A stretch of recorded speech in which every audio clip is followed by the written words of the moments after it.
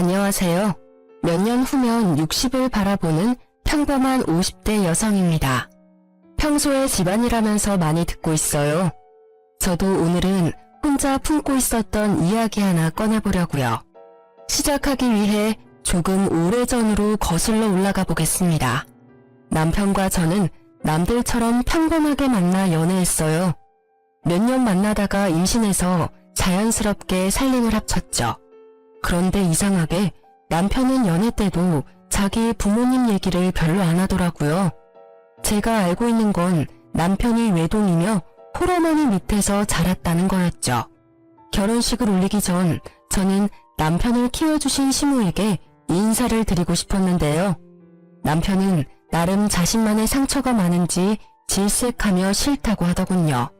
제게 시모는 남이라 생각하고 살자고 말하는 남편에게 저는 도대체 어머니랑 무슨 일이 있었냐고 물었죠. 불화가 심했다며 대충 둘러대는 남편에게 그땐 더 캐물을 수 없었어요. 그래도 당신 어머니께서 혼자 열심히 키워주셨는데 결혼식에는 모시는 게 어때? 그러다 당신 나중에 늙어서 후회할 수도 있어. 만약 어머님이 자기한테 상처 주신 게 있다면 결혼을 계기로 풀 수도 있는 거잖아. 어떻게 생각해? 난 당신 뜻 존중하지만 내가 아무것도 모르는 상태에서 결혼식에 모시지 않는 건 마음에 자꾸 걸려. 나도 모르겠다. 전 그러면 당신이 마음대로 해. 대신 그건 알아둬. 내가 먼저 엄마한테 연락하거나 살갑게 굴 마음 없어. 당신이 괜히 연락했다가 고약한 시모한테 발목 잡혀도 난 몰라. 알겠어. 걱정하지 마. 내가 알아서 해볼게. 저는 남편의 경고에 조금 떨리는 마음으로 시모에게 연락했습니다. 그렇게 한 번도 본 적 없는 어머님은 흔쾌히 제 동네로 오신다고 하셨죠. 카페에는 남편이 말했던 고약한 시모는 온데간데 없고 인자하신 분이 커피를 마시고 계셨어요. 안녕하세요. 전화드렸었던... 어머나 세상에. 참한 목소리만큼이나 얼굴도 예쁘네요. 이렇게 먼저 연락해줘서 고마워요. 어머님은 그대로 자리에서 일어나 저를 꽉 안아주셨어요. 긴 말을 나눠보지 않아도 따뜻하신 분이라는 걸 단번에 알겠더군요. 말씀 감사합니다. 그리고 죄송해요. 그 사람이랑 같이 오려고 했는데 일 때문에 함께 오지 못했어요. 우선 어머님 식사부터 하러 가시겠어요? 괜찮아요. 그런데 어쩌죠? 식사는 내가 시간이 안 돼서 미안해요. 나 또 금방 가봐야 하거든요. 내 아들이 먼저 연락하라고 했을 리는 없고 세희 씨라고 했나요? 정말 고마워요. 덕분에 이렇게나마 아들이 결혼한다는 건 알게 됐네요. 불러준 건 고맙지만 난 혼주석에는 못 앉을 것 같네요. 만약 시간이 된다면 세희 씨 웨딩드레스 입은 모습은 보러 갈게요. 어머님은 눈물을 훔치며 초대해줘서 고맙다고 하셨어요. 제 손을 잡으시곤 한참 우시다가 도장과 함께 통장을 불쑥 내미셨죠. 나한테 뭐 받았다고 내 아들한테는 절대 말하지 말아요. 세희 씨가 정말 도움이 필요할 때 그 돈 써요. 네? 아니에요 어머님. 저 돈 받으려고 뵙자고 한 거 절대 아닙니다. 나도 알아요. 눈빛만 봐도 세희 씨 그런 사람 아니라는 걸 알겠거든요. 그러니 모르는 척 받아줘요. 내가 딸은 없지만 세희 씨가 꼭 내 딸 같아서 주는 거예요. 하나밖에 없는 아들이란 녀석은 이제 남과 다름없거든요. 어두워지는 시모의 얼굴을 보고 저는 두 모자 갈등의 골이 생각보다 깊다는 걸 깨달았어요. 제가 받은 통장에는 5천만 원이 들어있었습니다. 어머님은 그 후로 결혼식도 불참석하시고 호련히 사라지셨어요. 게다가 헤어질 때 마지막 말씀이 계속 마음에 걸렸습니다. 세희 씨 뱃속에 내 손주 바르게 잘 키워줘요. 내 아들 말고 꼭 세희 씨를 닮은 손주면 좋겠네요. 끝까지 의미심장한 말을 하셨죠. 저는 알 수 없는 찜찜함에 시모 말대로 남편 몰래 통장을 간직했어요. 쓰지도 않고 계속 잘 간직했답니다. 결혼식을 끝내고 배가 불러올수록 시모의 말이 이해가 가더군요. 저는 아이가 제발 남편을 닮지 않길 간절히 바랐습니다. 왜냐고요? 요즘 입덧이 계속 심하네. 아씨, 또야? 밥맛 떨어지게. 넌 어떻게 내가 숟가락만 들면 토하는 신용이냐? 방금 뭐라고 했어? 배가 점점 불러오자 저는 입덧을 매우 심하게 했어요. 남편은 그런 저를 노려보며 신경질을 부리더군요. 네가 입덧할 때마다 엄청 비위상한다고. 아니 그럴 기미가 보이면 화장실 가는 신용이라도 하던가. 뻔뻔하게 왜 사람 밥 먹을 때마다 덩달아 구역질나게 하는 거야? 제발 나 밥 좀 편하게 먹자. 지금 내가 잘못 들은 거 아니지? 당신 그게 임신한 부인한테 할 소리야? 잘못 들은 거 아니야. 안 되겠다. 너 앞으로 밥 따로 먹어. 나 밥 다 먹고 난 뒤에 먹던가. 요즘 내 얼굴 수척한 거 안 보이냐? 밤에는 남편 잠도 못 자게 쉼없이 뒤척거리고 매번 밥 먹을 때마다 헛구역질이나 하고 너 때문에 무진장 스트레스 받는다고. 네가 임신했다고 이렇게 진상 부릴 줄 알았으면 애도 안 가졌어. 너 말 다 했어? 네가 나만큼 스트레스 받고 나만큼 힘들어? 난 임신한 후로 온몸이 쑤시고 내 몸이 내 몸 같지 않다고. 내 입덧 때문에 당신 밥맛 없으니까 밥을 따로 먹으라고? 서럽다 정말. 어떻게 그딴 식으로 말할 수가 있어? 삼계탕도 밖에서 사 먹으라니까 돈 아깝다고 집에서 해달라며. 닭냄새 겨우 참고 요리한 사람한테 뭐가 어째? 뱃속에 아이 들을까봐 겁나니까 말 좀 가려서 해. 여자라면 다 하는 임신이 대수냐? 애 가진 게 뭐 그렇게 벼슬이라고. 그땐 임신 후 몸의 변화도 힘들었지만 결혼하고 변한 남편의 행동들이 저를 더 아프게 했네요. 입덧이 정말 심할 때는 과일만 먹을 수 있었는데요. 남편은 제가 과일 사다 놓은 거 보고도 짜증을 내더라고요. 난 과일 좋아하지도 않는데 뭘 이렇게 많이 샀어. 그나마 과일이 입덧 없어서. 네가 먹고 싶으면서 샀으면서 참 핑계도 가지가지다. 아니 내 입으로 들어가는 건 없는데 이게 다 얼마치야? 에이씨 돈 아까워 죽겠네.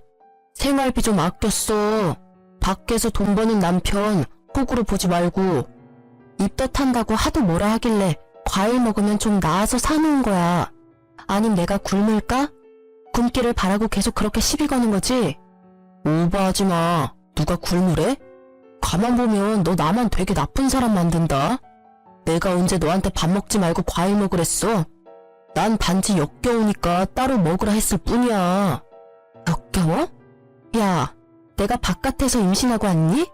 내 뱃속 아이 너랑 나의 아이야. 임신해서 고생하는 부인한테 뭐가 어째? 내가 마음에 안 들면 내 돈도 쓰지 마. 앞으로 생활비 일절 없어. 남편은 싸움 이후로 생활비도 입금하지 않더군요. 저는 육아휴직 중이라 모아둔 돈으로 생활했어요. 남편은 혼자 저녁을 먹고 들어오더라고요. 제가 고기를 별로 좋아하는 편도 아닌데요. 한날은 소갈비가 그렇게 먹고 싶더라고요. 저는 마트에서 양념된 불고기를 사며 애써 먹고 싶은 걸 참기도 했어요. 참 서러웠죠. 그때 마침 시모가 줬던 통장이 떠올라서 꺼냈는데요. 자세히 보니 통장에 전화번호가 적혀 있더라고요. 시모의 전화번호 같아서 저는 홀린 듯 전화했어요. 여보세요?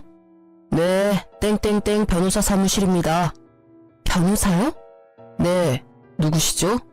자초지종 시모와 통장 얘기를 했더니 변호사는 제 이름을 알고 있었어요. 자기 번호를 저장하고 도움이 필요하면 꼭 연락하라더군요. 저는 정말 남편과 이혼이라도 해야 하나 생각했습니다.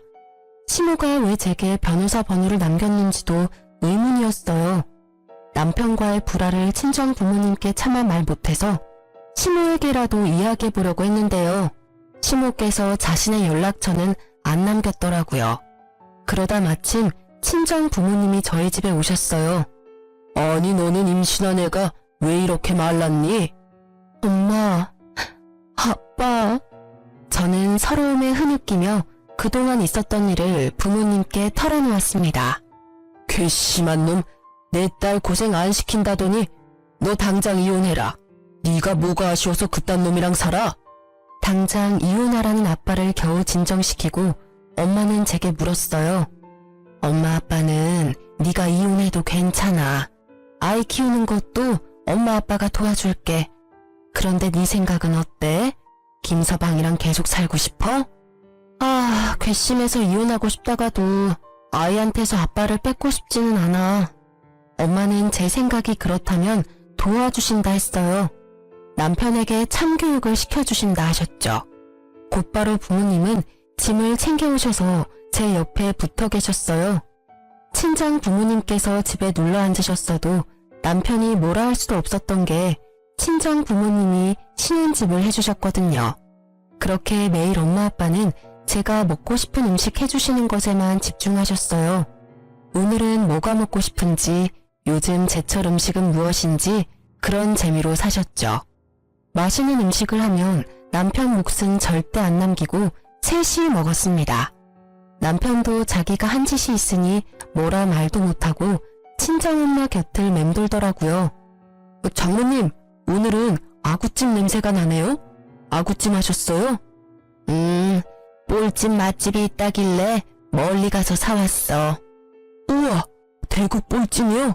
제가 엄청 좋아하는 거 어떻게 하시고? 응? 어쩌나?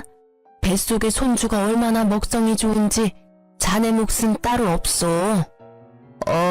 그래요? 근데 자네 들어오자마자 갈비 냄새가 진동을 하네. 오늘 갈비 먹었어? 네, 저 오늘 회식했거든요. 자넨 세이가 갈비를 얼마나 좋아하는데 포장도 안 해왔나? 그게 한다는 게 부장님이 하도 진상을 부리셔서 깜빡했지 뭐예요? 아직 젊은데 배가 왜 이렇게 나온 거야? 관리를 좀 해야겠다. 어째 임산부인 내 딸보다 배가 나온 것 같다? 그러게 말이에요. 아니 임신은 김서방이 했어? 남들이 보면 욕해. 우리 세이는 임신한 티도 안 나게 말랐는데 말이야. 제가 요즘 야근이 많아서 야식을 좀 먹었더니 배가 좀 나왔네요. 그리고 김서방, 아무리 회사일 바쁘다지만 주말에는 집안일 거들어야지.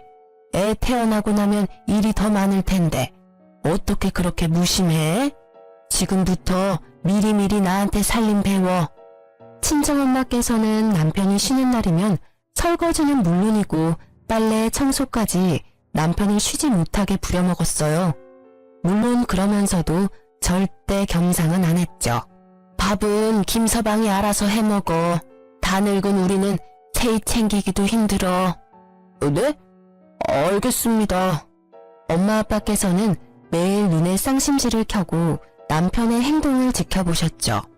그리고 주말이면 저를 데리고 나가서 보양식을 먹이셨어요.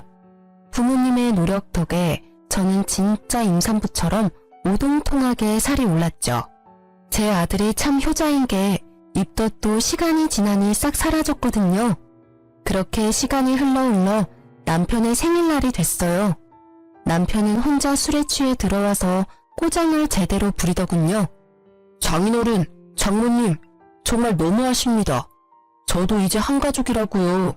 어떻게 맛있는 거 먹을 때만 항상 저를 배척하세요? 심지어 오늘은 저 생일이란 말이에요. 또 저만 빼고 고깃집 가셨죠? 왜 저 구박하세요? 사위는 안 불쌍해요? 엄마께서는 차가운 물을 떠오셔서 남편 얼굴에 그대로 뿌리며 말하셨어요. 차가워. 어때? 찬물 세례받으니 이제 술이 좀 깨는가? 어디 어른들 앞에서 술 마시고 꼬장을 부려? 아니 자네가 내 딸에게 한 짓이 있는데 어떻게 우리가 곱게 보겠나? 네? 이미 다 들었네. 세이한테 생활비도 안 주고 먹는 거 가지고 구박하고 먹는 걸로 서럽게 하는 게 어떤 건지 이제야 좀 알겠나? 세상에 부인이 입덧하는데 먹고 싶은 음식 구해주지는 못할 망정 밥을 따로 먹으라니 역겹다니 그딴 말을 해대? 게다가 생활비도 안 줘? 참나, 더 말할 필요도 없네. 이혼 도장 찍을 준비하게나. 우리가 사준 이 집에서도 당장 짐 챙겨서 나가고. 장인어른, 장모님, 제가 잘못했습니다. 제가 죽을 죄를 지었어요. 회사 일이 너무 힘들고 스트레스 받아서 잠시 정신 나갔었습니다. 아시잖아요. 제게 가족이라고는 세이랑 장인어른, 장모님 뿐입니다. 제가 갈 데가 어디 있어요? 앞으로 잘할 테니 저 한 번만 봐주세요. 여보, 내가 정말 미안해. 내가 정말 돌았었나 봐. 제발 용서해주라, 응? 남편은 울면서 친정 부모님과 저에게 빌었어요. 무릎 꿇고 싹싹 비는데 저도 눈물이 터지더군요. 왜 내게 그렇게 못나게 굴었을까 생각하다가도 짠하기도 하더군요. 친정 부모님께서는 이번이 처음이자 마지막 기회라고 말씀하셨어요. 한 번만 더 딸 눈에 눈물 나는 일이 생기면 얄짤없다고요. 그러자 남편은 행동이 180도 바뀌더군요. 제가 입덧하면 쪼르르 달려와서 괜찮냐고 하고요. 자기 입으로 들어가는 것보다 제 입으로 들어가는 걸 우선시하더군요. 그동안 주지 않았던 생활비도 한꺼번에 입금받았고 그 뒤로는 매달 생활비 꼬박꼬박 잘 입금하더라고요. 이혼 위기는 그때 딱 한 번이었습니다. 사람들은 바보같이 왜 봐주냐고 할지 몰라도요. 이후로 뭐 큰일 없이 남편과 불화 없이 꽤 잘 살아왔다고 자부해요. 그런데 남편은 또 나이가 들자 더 큰 상처를 제게 돌려주더군요. 애초에 사람은 쉽게 안 바뀌고 악한 게 남편의 숨길 수 없는 본성이었을까요? 저는 40대에 갑상선암 수술을 했어요. 초기에 운 좋게 발견해서 그나마 다행이었죠. 그날은 처음으로 정기검진을 하러 가는 날이었는데요. 시간이 지나도 그날이 잊혀지지 않네요. 당신 내일 검진 혼자 가. 같이 가주는 거 아니었어? 그럼 연차는 왜 쓴 거야? 내가 나이 들어서 병든 마누라 뒷바라지까지 해야 해? 착각하지 마. 약속 있어서 연차 쓴 거니까. 뭐? 병들었다니 어떻게 그딴 식으로 말해? 그래도 첫 정기검진인데 연차까지 썼다니까 난 당연히 같이 가주는 줄 알았지. 친정 부모님이 일찍 돌아가시고 제 보호자는 이제 남편이었거든요. 남편이 제게 남처럼 구니까 참 속상했어요. 그러고는 정말 저와 남이 되려고 하더군요. 이혼해. 뭐? 조금 다퉜다고 이혼 이야기를 꺼내는 남편을 보고 저는 허탈한 얼굴로 되물었죠. 아니, 이혼이라니. 갑자기 무슨 뚱딴지 같은 소리야? 이제 재영이도 다 컸고 나 너네 뒷바라지 할 만큼 다 했잖아. 남은 인생은 좀 편하게 쉬고 싶어. 나도 온전한 내 인생 살고 싶다. 황혼 이혼 다들 하잖아. 이혼하자. 여보, 왜 그래? 우리가 그렇게 나이 많이 먹은 것도 아니고 이제야 40 중반 바라보잖아. 근데 황혼 이혼이라니. 더군다나 재영이 아직 대학교 졸업도 안 했고 결혼도 안 했어. 당신 이혼 소리 나올 만큼 내가 힘들게 했던 거야? 아님 정말 내가 아팠던 것 때문에 나 버리려는 거야? 그것도 아니라면 혹시 나 몰래 바람이라도 났니? 바람 같은 소리 하네. 근데 솔직히 바람 피고 싶었어. 당신 매력 없어진 지 오래거든. 나도 남자야. 퇴근하고 집에 오면 웬 낯선 아줌마가 나를 반기는데 좋겠어? 너 아직 40대면서 자기 관리를 그렇게 못하면 어떡해? 5년 뒤 10년 뒤에는 너 어떤 모습이겠니? 정말 기대도 안 된다. 게다가 살도 적당히 쪄야 볼륨감 있는데 당신은 아픈 후로 계속 볼품없이 말라가잖아. 나이가 들어도 자기 관리 잘하는 여자들이 얼마나 많은데 네가 병들었어도 예쁜 구석이 있으면 내가 이혼하자 하겠어? 지금 말 다 했어? 난 재영이 키우면서 당신 뒷바라지 누구보다 열심히 했어. 전망했던 회사까지 관두면서 가족들 케어했다고. 그렇게 평생 살았는데 뭐가 어쩌고 저째? 됐고 나 이번 달부터 생활비랑 학비 안 보낼 거니까 빨리 일 구해. 여보, 재영이 아직 의사 면허도 안 땄어. 나보고 뭐 어떡하라고. 아니면 네가 재영이 두고 당장 이 집에서 나가. 그럼 대학 졸업까지는 내가 시켜줄 테니까. 뭐? 집에서 당장 나가라니. 이 집이 당신 거야? 당연히 내 집이지. 자, 어떡할래? 내 제안 받아들일 거야 말 거야. 그동안 살아온 정이 있으니 원룸 하나 정도는 얻어줄게. 대신 재영이한테는 네가 바람나서 나갔다고 말할 거야. 그래야 너와 내 연도 확실히 끊기고 재영이는 자연스럽게 공부 독하게 하겠지. 뭐? 내가 바람을 피다니 그게 말이 돼? 재영이가 믿을 것 같아? 아니, 그렇다 할 돈도 없고 직업도 없는 날 갑자기 내쫓으면 나보고 어떻게 살라고. 당신, 우리 부모님이 얼마나 잘해줬는데 이러기야? 지금 생각해보면 나 부모 없다고 너네 엄마 아빠가 날 얼마나 잡았냐? 갑자기 분하네. 어우, 열받아. 제가 오열하는데도 남편은 눈 하나 깜빡이지 않더군요. 집에서 나가라고 남편이 대쪽같이 굴자 저는 망연자실했습니다. 우선 간단한 짐이라도 챙겨서 나가려고 하는데 갑자기 나타난 아들이 저를 붙잡았죠. 알고 보니 남편과의 개싸움을 처음부터 지켜봤더라고요. 엄마, 나가지 마요. 아빠가 엄마한테 어떻게 이러실 수 있어요? 채영아, 너 언제 왔냐? 설마 다 들었어? 아, 내가 얼마나 너 서포트했냐. 그쯤 하면 됐지. 난 네 나이 때 아무런 도움 없이 여기까지 왔어. 다 들었으니 일주일 안으로 둘 다 내 집에서 나가. 앞으로 남은 공부는 네 엄마한테 시켜달라 하고. 아버지, 설마 저 공부하는데 돈 많이 들어서 그러세요? 제가 아르바이트라도 해서 제 학비 벌게요. 저는 괜찮으니까 엄마랑 이혼은 하지 말아주세요. 부탁이에요. 불쌍한 제 아들은 무릎을 꿇고 남편에게 애원하더군요. 자기는 알아서 할 테니 엄마는 버리지 말라고요. 남편은 그 모습마저 냉정하게 외면하더군요. 야, 너도 참 이기적이다. 힘들게 일하면서 너 여기까지 공부시킨 건 나야. 어떻게 넌 네 엄마만 생각해? 나중에 너도 내 나이 되면 알 거다. 보잘것없는 마누라 먹여 살리느라 세월 다 보내서 내가 얼마나 지금 허무한지. 어떻게 엄마한테 그런 식으로 말씀하세요? 엄마는 뭐 아무것도 안 하시고 집에서 노셨어요? 아니잖아요. 남편에게 달려드는 아들을 말리며 저는 말했습니다. 그만. 아들, 괜찮아. 엄마는. 당신도 그만 말해요. 이혼해 줄 테니까 더 이상 채영이 상처 주지 말라고요. 저는 억울함보다 아들이 받는 상처가 더 걱정됐죠. 남편은 한사코 바람이 아니라더니 몰래 전화를 뒤져보니 젊은 여자랑 바람이 났더군요. 거울 앞에 늙은 제 모습이 어찌나 초라해 보이던지요. 좀 꾸미면서 살 걸 그랬나 후회도 했습니다. 하지만 아들은 자책하는 제게 단호히 말하더군요. 엄마, 나 사실 전부터 아빠 바람난 거 알고 있었어요. 제가 몰래 증거 다 모아놨으니까 저 믿고 걱정 마세요. 그 증거들이 이혼할 때 큰 도움 될 거예요. 그리고 저 꼭 의사 돼서 아빠 피눈물 흘리게 만들 거예요. 엄마 잘못 아니고 명백히 아빠 잘못이니까 자책하지 마세요. 학자금이랑 생활비는 대출받아서 공부하면 되니까 걱정 마시고요.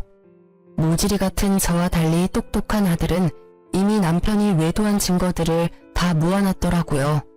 이걸 모으면서 또 얼마나 상처였을까. 저는 또 가슴이 찢어졌죠. 아들, 학비랑 생활비는 걱정하지 마. 옛날에 친할머니가 주신 돈 있어. 엄마는 절대 네 아빠랑 쉽게 이혼 안 해줄 거야. 소송에서 받을 거 다 받아내야지. 가족 소중한 줄 모르는 네 아빠 꼭 벌받게 할 거야. 친할머니요? 한 번도 본 적 없는 친할머니 이야기에 아들은 놀라서 눈이 커지더군요. 저는 그런 아들 손을 잡고 변호사 사무실에 찾아갔습니다. 신우가 소개해줬던 변호사는 처음 연락했을 때 이후로 별일 없냐고 1년에 한 번씩은 꼭 연락이 왔어요. 연락이 끊기지 않아 다행이었죠. 아니, 어떻게 이렇게 증거 수집을 잘하셨어요? 통화 녹음 파일, 문자 내역, 카드 내역서 다 잘 준비해 주셔서 저는 뭐 할 것도 없겠네요. 저희 아들이요. 먼저 눈치채고 차곡차곡 모았더라고요. 저 변호사님, 잘 좀 부탁드립니다. 네, 저만 믿으세요. 아드님이 훤칠하고 바르게 참 잘 크셨네요. 할머니께서 걱정 많이 하셨는데 좋아하시겠어요. 저 할머니랑은 연락할 수 없나요? 왜 저희랑 연락 끊고 사셨대요? 사실은 지난해에 돌아가셨어요. 어머님 앞으로 건물도 하나 남겨놓으셨고요. 네? 제 앞으로요? 어머님은 이미 돌아가셨더라고요. 참 외로우셨을 텐데 연락 한 번 없이 혼자 가셨어요. 더 놀랐던 건 변호사에게 들어보니 시부께서도 결혼 당시에는 살아있었던 거예요. 남편 말고 제 이름으로 시부모님께서 건물을 남긴 이유가 궁금했어요. 변호사는 제게 편지를 내밀더군요. 아들과 함께 편지를 읽으며 경악했습니다. 결혼 당시 시부가 급하게 간이식이 필요했는데 남편이 이식해준다면서 흥청망청 돈을 쓰며 놀았대요. 그러고는 수술 당일 무섭다고 도망쳤다네요. 시부모는 부모니까 처음엔 그것마저 다 이해했답니다. 하지만 병든 부모는 필요 없다고 결혼식에도 못 오게 했다더라고요. 대신 죽기 전 유산은 미리 본인에게 결혼 선물로 달라고 하면서요. 짐승보다 못한 남편은 아픈 부인뿐만 아니라 낳아주고 길러준 부모까지 저버린 거죠. 애지중지 키워온 하나뿐인 외동아들이 그러니 시부모는 매우 충격이었다 합니다. 그러다 시부모는 결혼식에 오라고 찾아온 착한 예비 며느리가 고맙고 걱정되어 가지고 있던 건물을 제게 남기셨대요. 변호사에게 부모도 버리는데 조강지쳐 안 버린다는 장담 못한다 말씀하시면서요. 어떻게 이런 날들까지 시부모께서 예측하셨나봐요.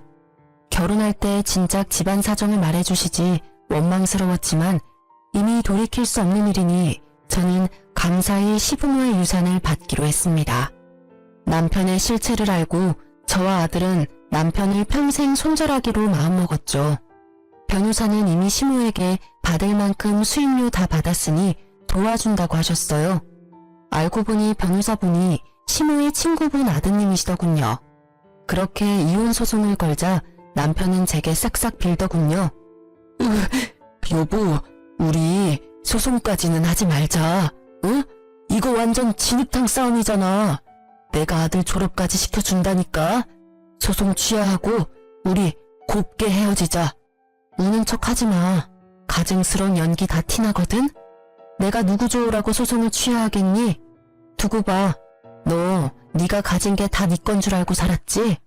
내가 그동안 살림한 거 월급으로 환산하면 얼마일 것 같아? 그리고 우리 부모님이 주신 집도 팔아서 홀마당 네 명의로 했잖아. 내가 반드시 내 거 다 빠짐없이 되찾아올 거야. 여보, 진짜 왜 이래? 당신답지 않게. 나다운 게 뭔데? 아, 너한테 호구 잡히는 게 나다운 거야?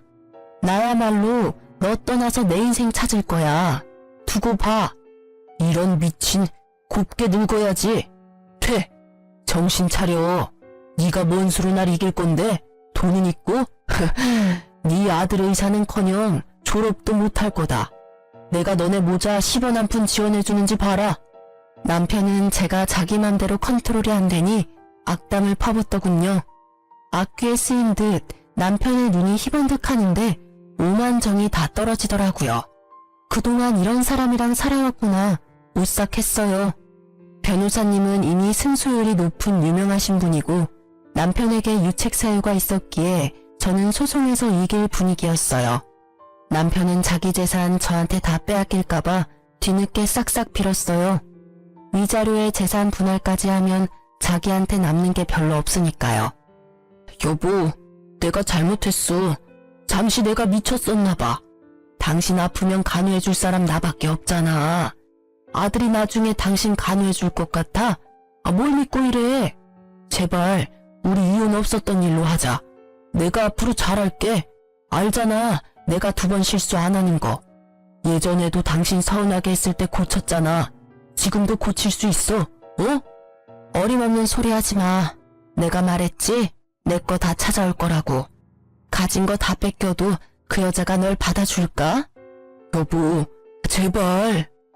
남편의 두 얼굴을 이제 잘 알기에 저는 더 이상 속지 않았습니다.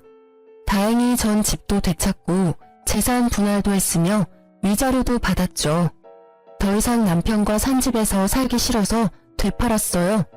시부모가 주신 건물도 팔아서 아들과 함께 새 아파트로 이사했죠. 하지만 전 남편은 얄밉게도 저와 헤어지자마자 상간녀랑 합쳤더라고요.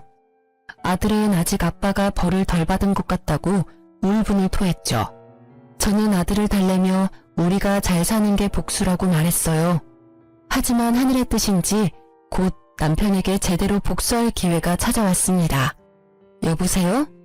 여보. 여보라니? 당신이야? 이혼한 지 언젠데 날 그렇게 불러. 너 재혼까지 했다며. 미안하다. 입에 붙어버려서. 세희야, 내 이름 부르지 마. 소름 돋으니까. 전화번호 바꿔야겠다. 내 번호 아직도 아는 줄 몰랐네. 잠깐만, 세희야, 내 말 좀 들어줘. 나 재영이 좀 만날 수 있을까? 뭐? 네가 뭔데 내 아들을 만나? 내 아들이기도 하잖아. 웃기네. 조광지처랑 아들 버리고 간 게 누군데? 내가 다 잘못했어. 그런데 나 얼마 못 살아. 재영이 내 하나뿐인 아들 얼굴은 보고 가야지 않겠어? 뭐? 또 무슨 개수작이야. 죽는다고? 들어본 적 없는 전 남편의 떨리는 목소리에 저는 뭔가 직감했어요. 나 가남이야. 죽기 전 소원이야. 제발 재영이 한 번만 만나게 해줘. 내 연락은 죽어도 안 받더라. 보고 싶어서 학교 찾아갔는데 만나주지 않아서 얼굴도 못 봤어. 당신이 가남이라고? 그동안 지은 죄에 벌 받는 거야. 그리고 어디라고 학교를 네가 찾아가. 소리 소문 없이 죽지 그랬어. 다신 멋대로 재영이 찾아갈 생각하지 마. 안 찾아갈 테니까 재영이한테 한 번만 내 얘기해줘. 부탁이야. 저는 고민됐어요. 찢어 죽이고 싶은 전 남편이지만 막상 죽음이라는 단어 앞에 판단이 잘 서지 않더군요. 너 무슨 속셈인지는 모르겠지만 혹여나 내 아들한테 상처 줄 생각하지 마. 그랬다가는 내가 가만 안 둬. 재영이 위해서 말은 해보겠지만 다 재영이 뜻대로 할 거니까 기대하지 마. 고마워. 정말 고마워, 세희야. 저는 아들 눈치를 보면서 전 남편의 상태를 조심스레 말했어요. 그랬더니 아들이 엄마, 내가 해결할게. 새엄마한테 인사도 할 겸 하고 웃었죠. 저는 아들이 다 계획이 있을 거라 믿고 보냈습니다. 지금부터는 전 남편 집에 갔다 온 아들한테 들은 그대로만 말씀드릴게요. 아들이 도착하니 전 남편과 상간녀는 낡은 빌라에 살고 있더랍니다. 전 남편 얼굴은 황토색처럼 누렇게 떠 있었대요. 상간녀가 울면서 하는 말이요. 만나러 와줘서 너무 고마워요. 재영씨라고 불러도 되죠? 아빠가 많이 아파요.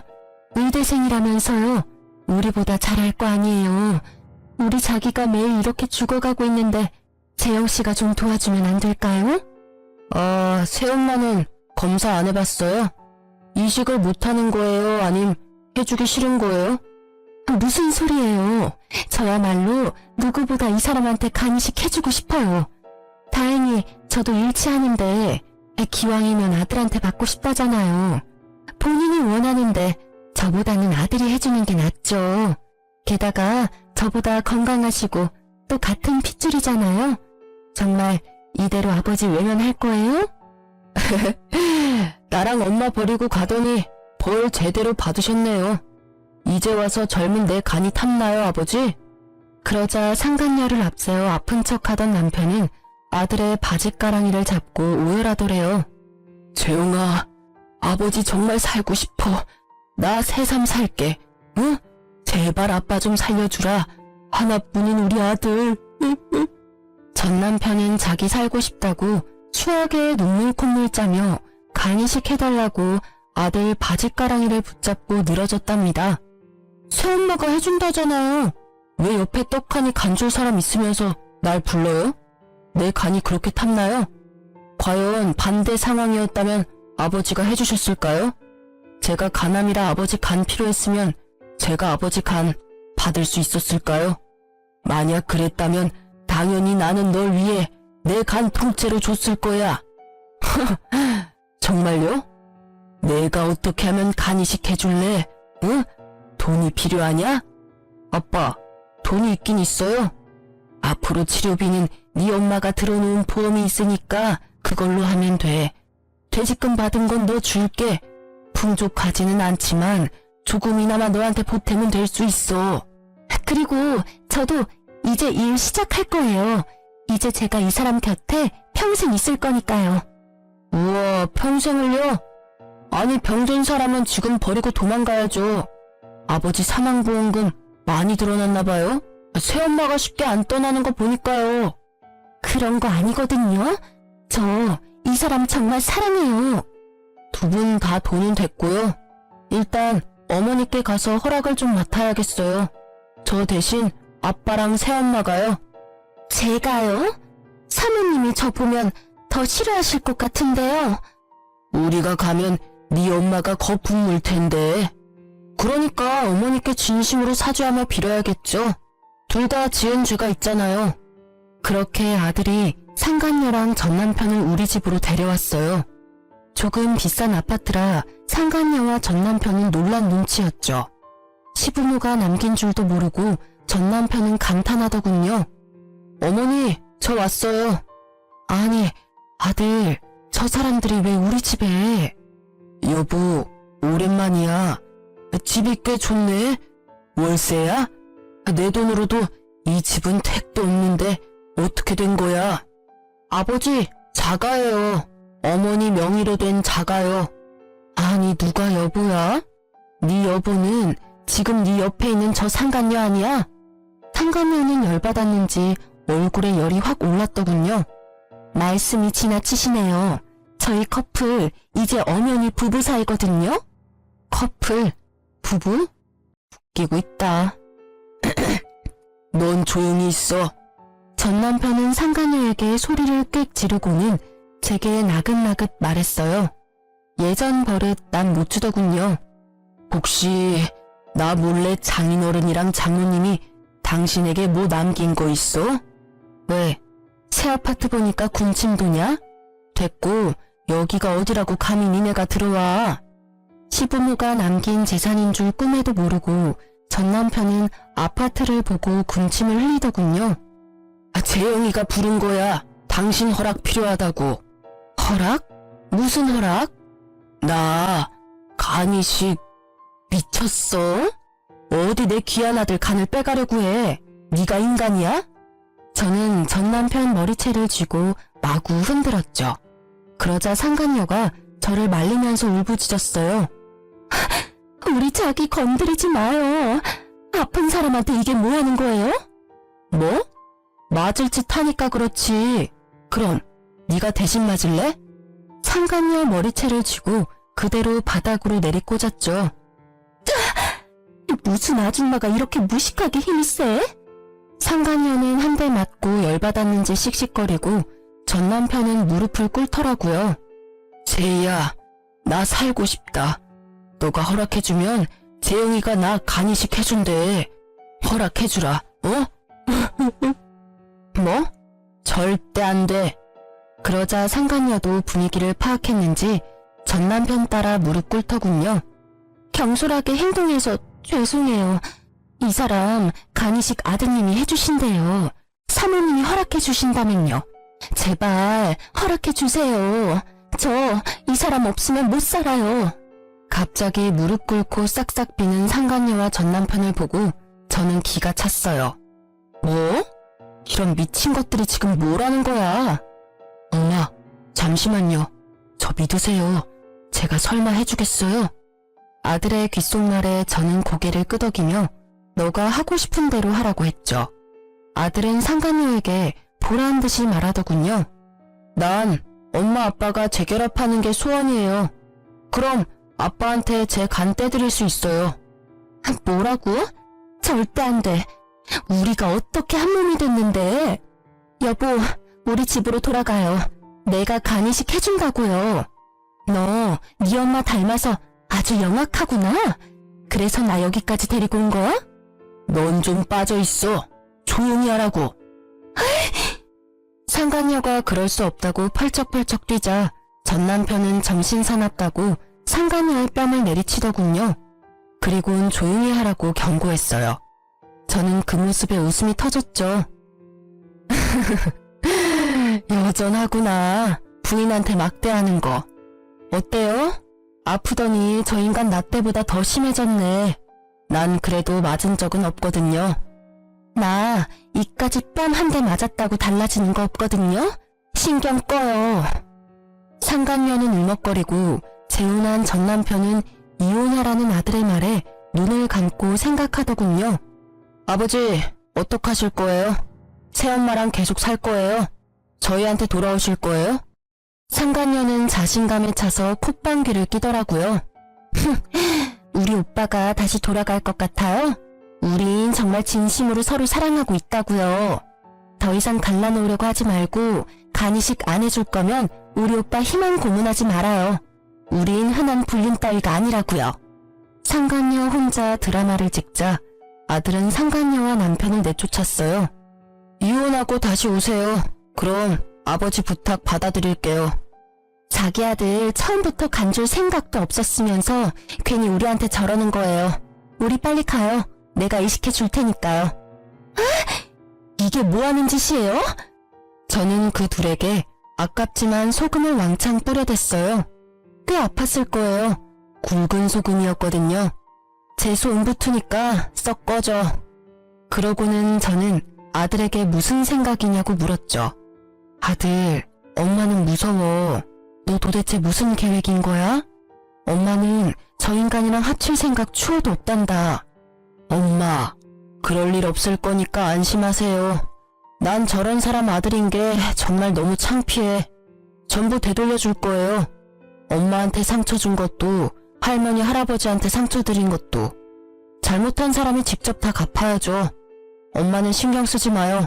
제가 다 알아서 할게요. 저는 똑똑하고 야무진 아들의 의견을 전적으로 믿기로 했습니다. 그리고 얼마 안 가 정말 전 남편은 상간녀와 이혼하고 찾아왔습니다. 정말 30대인 상간녀의 간보다 염치도 없는지 20대인 아들 간이 더 탐났나 봐요. 여보, 아들, 나 이혼하고 왔어. 글쎄 그 못된 게 이혼이라고 떨어지자마자 집안에 내 물건 하나도 못 가져가게 해서 빈털터리로 나왔지 뭐야. 전 남편은 전보다 더 심해진 몰골이었어요. 무슨 자신감으로 빈몸으로 찾아온 건지 저는 속으로 놀랐죠. 그리고 뒤이어 상간녀까지 쫓아왔더라고요. 내 남편 내놔 이 쓰레기들아. 아니 오빠, 설마 했는데 진짜 여기로 온 거야? 나 버리고 여기서 잘 살 수 있을 것 같아? 저 사람들이 오빠 대접이나 해줄 것 같냐고. 마지막 기회야. 지금이라도 나한테 돌아와, 응? 오빠 나 진심으로 사랑하잖아. 쓰레기는 너지. 어디서 남의 집에 쳐들어와서 행패야? 그리고 애초에 내 남편이었잖아. 내 남편이 제자리에 되돌아온 걸 네가 뭔 자격으로 말을 못해? 제 옷을 붙잡고 늘어지는 상간녀를 보던 아들은 아버지, 보고만 계실 거예요? 전 남편은 저와 아들의 눈치를 보다가 현관까지 쫓아들어온 상간녀에게 침을 뱉더군요. 돼! 너 때문에 내가 되는 일이 하나도 없어. 너만 안 만났으면 여우 같은 것 남의 가정 파탄 내놓고 여기가 어디라고 와? 오빠! 신고하기 전에 당장 꺼져! 오빠, 정말 왜 그래? 상간녀는 아랑곳하지 않고 전 남편의 바짓가랑이를 잡고 늘어졌어요. 그러자 전 남편이 현관에 꽂혀있던 화병의 장미꽃을 빼들고 상간녀의 얼굴을 사정없이 후려쳤죠. 꺼져! 꺼지라고 제발! 탱탱한 네 피부, 몸매, 그게 언제까지 갈 것 같아? 한순간이야. 내가 널 사랑해? 웃기지 마. 난 네 몸 때문에 만난 것뿐이라고. 상간녀는 눈물이 범벅되어 보기 좋게 얼굴이 일그러지더라고요. 당신 아들이 정말 이대로 순순히 간이식해줄 것 같아? 난 진심으로 사랑해서 진짜 당신한테 간이식해줄 수 있었다고. 날 버린 이 순간 평생 후회할 거야. 아들과 제가 한심하게 쳐다보자 전 남편은 머뭇거리다 상간녀 머리채를 질질 끌고 현관 밖으로 내동댕이 치더군요. 그러고 전 남편은 후련한 얼굴로 다시 집 안으로 들어왔어요. 그 모습을 보는데 통쾌하면서도 전 남편이 악마 같았어요. 어쩌면 이혼을 하지 않았다면 언젠가는 나도 저 손에 맞았을까 싶기도 했고요. 정말 질기지? 내가 어쩌다 저런 거랑 엮어서는 여기가 어디라고 찾아온 건지 원. 당신이야말로 여기가 어디라고 기어들어와? 뭐? 여보 왜 그래? 나 깔끔히 이혼하고 온 거야. 엄마랑 나 재혼은 언제 하면 되겠냐 재영아. 아무래도 수술하기 전에 하는 게 좋겠지? 아버지, 아니 이제 아저씨라고 해야 되는 걸 자꾸 깜빡하네. 아저씨, 이제 아저씨도 그만 돌아가 주세요. 뭐라고, 재영아? 아저씨라니. 신고하기 전에 우리 집에서 나가라고요. 너가 오라고 했잖아. 내가 갈 곳이 어딨어? 전 남편이 소리 지르자 아들은 전 남편에게 고시텔 방키를 던졌어요. 거기 적힌 고시텔로 가면 돼요. 아저씨가 지낼 곳은 거기가 딱 적당하잖아요? 저 혼자 면허시험 준비할 때 공부하던 고시원인데 아저씨도 거기서 인생을 좀 되돌아보세요. 지은 죄가 많잖아요. 말이 다르잖아. 이혼하고 왔잖아. 아니 내가 몸이 안 좋은데 어떻게 고시원에서 지내? 역정을 내는 전 남편에게 아들은 희미하게 웃으며 말했죠. 간이식은 이제 필요 없으신가 봐요? 거기 가 계시라고요. 전 남편은 눈에 핏발이 섰는데 아무 말도 못하고 고시원으로 떠났어요. 아들은 고시원도 한 달치 월세만 냈어요. 월세 문제로 전화온 전 남편에게 아들은 직접 일해서 내라고 말했죠. 막노동하세요. 하루 하면 10만 원은 거뜬하잖아요. 그리고 저 바쁘니까 전화하지 말아줄래요? 내가 몸이 이렇게 안 좋은데 어떻게 일을 하니? 진짜 짜증나게 하네. 전 그러면 아저씨보다 힘들게 사는 사람들한테 봉사라도 하세요. 봉사활동하면 당분간 월세는 내줄 테니까요. 이후로는 아들한테 들었는데 전 남편은 매일같이 요양병원에 봉사활동을 갔더라고요. 아픈 걸 숨기느라 비비크림까지 발라가면서요. 그리고 점점 불안한지 제게도 애원하더군요. 재영이 말이야, 나 간이식은 언제쯤 해주려나? 글쎄, 당신 하기 나름이지. 요새 재영이 바빠. 그렇게 저와 아들이 간이식에 대해서 확답을 주지 않자 전 남편은 얼마 안가 집으로 찾아왔어요. 지금 날 놀리는 거야? 아니 도대체 언제 간이식 해준다는 거야? 와, 제가 아저씨 놀리는 거 진짜 이제 알았어요? 뭐? 너 이 새끼. 이혼도 한 번 해본 놈이 잘한다고 아주 두 번째 이혼은 뭐 고민도 없이 해버리셨네요? 어떡해요. 이제 혼인관계도 아니라서 그 상간녀가 아저씨한테 간이식도 못 해주는데. 이 악마 같은 자식아! 어디 내 귀한 아들한테 악마래. 악마는 너지 이 자식아. 똑똑한 제 아들의 계획에 전 남편은 개거품 물더라고요. 어떻게 자식이 부모한테 이래. 아무리 이혼을 했어도 말이야. 당신은 재영이가 저러는데 그냥 있었어? 내 얼굴 안 보여? 나 당장 내일 죽어도 안 이상한 상황이야. 아저씨가 할아버지한테 간 드렸으면 저도 그 효심 보고 배워서 간 드렸겠죠. 그런데 안 드리고 도망갔잖아요. 게다가 병들었다고 외면해놓고 나한테 악마라며. 악마는 당신이지. 뭐? 그걸 네가 어떻게 알아? 그땐 어려서 철이 없었고 난 단지 무서워서 그랬다고. 네 아저씨, 저도 어려서 철이 없고 무서워서 간이식은 못 해드리겠네요. 이식 되기 순번 기다리세요. 언제 차례가 올지는 모르겠지만. 이런 미친. 화가 난 전 남편이 집에 있는 물건을 부수려고 들자 아들은 딱 한마디 했어요. 아저씨, 돈 있어요? 여기 물건들 다 비싼 거예요. 물어낼 돈 있냐고요. 너는 내 아들이야. 네 물건은 다 내 거야. 아들의 말에 전 남편이 발악하길래 저는 비웃으며 거들었어요.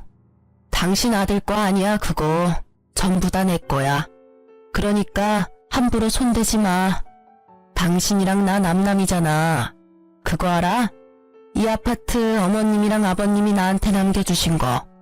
뭐? 장인어른이랑 장모님이? 아니요. 제 친할아버지 친할머니가요. 당신이 버린 당신 부모님이 이렇게 될 줄 아셨는지 내게 재산 남기셨더라고. 내놔. 처음부터 내 거였네. 다 내 거야. 이 집도 네 간도 다 내놔. 전 남편은 정신을 잃고 날뛰고요. 미리 신고한 덕에 경찰들이 왔어요. 전 남편은 계속 짐승처럼 울부짖더라고요. 저는 아랑곳하지 않고 경찰들에게 침착하게 말했어요. 전 남편인데 갑자기 찾아와서 행패를 부리네요. 아프더니 정신까지 어떻게 됐나 봐요. 여기 있는 물건들 다 내 물건이고 이제 이혼한 남남이니 꼭 법적으로 책임 물어주세요. 아들 역시 전 남편에게 한마디 했죠. 아저씨, 장례식 때 봬요. 거기서는 마지막으로 아들 노릇 해줄 테니까요. 나중에 변호사가 시부모님이 남겨주신 재산은 오로지 제 몫이라고 하자 전 남편은 망연자실하더군요. 여보, 제발 나 불쌍하지도 않아? 한 번만 봐줘라. 내 아들이 저렇게 무서운 애였어? 나 너무 소름 돋아. 소름 돋는 건 당신이야. 그리고 당신 닮지 않아서 내 아들은 너무 바르고 착해. 너무 착하고 바르니까 참지 못하고 악한 당신 벌 주는 거잖아. 그렇게 전 남편과의 인연은 정말 거기서 끝이 났습니다. 더 이상 저희 집에 찾아오지도 않더군요. 자기 몸뚱아리 하나 치료할 돈만 들고 있는 전 남편은 제가 들었던 전 남편의 보험을 물어보더군요. 저는 당연히 이혼할 때 제가 들어놓은 거 다 해약했죠. 그것도 모르고 전 남편은 보험금을 어느 정도 탈 줄 알았었나 봐요. 만약 이혼 안 했더라면 보험도 해약할 일 없었을 텐데 말이죠. 참 끝까지 어리석은 인간이라 생각했죠. 전 남편은 형편이 넉넉하지 않은데도 불구하고 살고자 하는 의지는 커 보였습니다. 퇴직금으로 집을 구하지는 않고 여전히 고시원에서 산다고 들었어요. 그 월세도 아까운지 무료급식 먹으며 떠돌이 생활 중이라고 아들을 통해 들었어요. 아들은 계속 자기 아빠가 벌을 제대로 받는지 감시하고 있었죠. 상간녀는 시간이 좀 흐르고 다시 제게 찾아왔더군요. 자신은 정말 사랑에 빠진 줄 알았다나 뭐라나요. 그건 사랑도 아니었고 추접한 불륜인 걸 이제 알았다고 뉘우치더라고요. 그 이후로 계속 눈이 돌아서는 저보고 재혼하자고 집착하더라고요. 그래서 스토커로 경찰에 신고했어요. 그래서 나보고 어쩌라고요. 난 당신이랑 이런 대화 나누는 것도 불편하고요. 2번 다시는 우리 집 찾아오지 마세요. 저 잘못했습니다. 정말 죽을 죄를 지었어요. 많이 후회하고 있어요. 진심으로 용서 구하러 온 거예요. 지금 고해성사라도 하는 거예요? 벼랑간 상간녀가 울면서 무릎 꿇고 빌더라고요. 아드님께서 제가 가는 곳 어떻게든 찾아내서 자기 아빠랑 불륜을 저질렀다고 자꾸 소문내요. 제발 그만해주시면 안 될까요? 저 정말 착하게 살게요. 저도 아직 젊어요. 이제 다 잊고 새삼 살고 싶은데 그쪽 아드님이 너무 무서워요. 저는 상간녀와 전 남편에게 하는 복수가 아직도 진행 중이라는 것에 조금 놀랐어요. 하지만 티를 내지 않고 상간녀에게 따끔하게 말했어요. 남의 눈에 눈물 흘리게 한 대가 아니겠어요? 그 정도로 엄살 떨지 마세요. 그만두더라도 내 아들이 내킬 때 그만두겠죠. 다신 찾아오지 마요. 한 번 더 찾아오면 나까지 합세해서 괴롭혀 줄 테니까. 상간녀는 말없이 봉투를 내밀었어요. 백화점 상품권 10만원권이 20장 들어있더군요. 약소하지만 받아주세요. 아니 이딴 걸 내가 받겠어요? 상품권을 꺼내 상간녀 얼굴에 뿌리자 상간녀는 고개를 못 들더군요. 떨어진 상품권들을 주워서 다시 봉투에 넣고 그 자리에 두고 뛰쳐나가더라고요. 저는 아들에게 상간녀가 찾아왔었다고 말했어요. 뭐? 엄마 미안해. 내가 해결할게요. 아들, 이제 그쯤 하면 됐어. 이제 아빠 관련 일은 손 뗐으면 좋겠다. 미워하고 벌 주는 건 이제 그만하자. 이제 하늘에게 맡기자. 응? 넌 이제 사람들 살리는 일에 힘써야 해. 엄마는 네가 이런 가치 없는 일에 네 시간, 에너지 그만 쏟았으면 좋겠어. 엄마는 지금도 충분해. 너무 통쾌해. 그러자 아들 울면서 말했죠. 엄마, 정말 괜찮아요? 난 아직도 아빠, 아니 그 인간 죽이고 싶을 만큼 미워요. 엄마는 괜찮으니까 이제 그 마음 지우고 우리 삶 살자. 응? 그날 아들과 저는 부둥켜 안고 많이 울었습니다. 시간이 흘러 지금은 제 아들 어엿한 의사예요. 아직 인턴이지만 전 남편과 달리 정 많고 효심 깊고 봉사정신 투철한 의사죠. 이제 아들도 졸업하고 인턴 생활하고 저도 일주일에 한 번은 봉사활동하며 지내고 있습니다. 그 외의 나머지 시간은 온전히 저를 위해 보내고 있어요. 아들한테는 괜찮다고 했지만 불쑥불쑥 남편에 대한 미움과 원망이 올라올 때가 있거든요. 한이라는 게 정말 무섭죠. 밥 한 끼 대접한 적 없던 시부모님께서 아들과 저를 살렸어요. 그 은혜에 보답하기 위해 잘 살려고 노력하고 있습니다. 전 남편은 부모에게 지은 죄로 천벌을 받는 거라 생각합니다. 오늘 내일 하고 있거든요. 간 이식자가 나타나면 새로운 삶을 사는 기회인 것이고 안 나타난다면 그게 하늘의 뜻이라 생각합니다. 여러분, 착하게 살아야 복이 와요. 누구든 남에게 상처 주는 삶을 살지 말아야 합니다. 앞으로 저도 남은 삶 은혜 베풀며 살게요. 긴 사연 들어주셔서 감사하고요. 모두 행복하세요.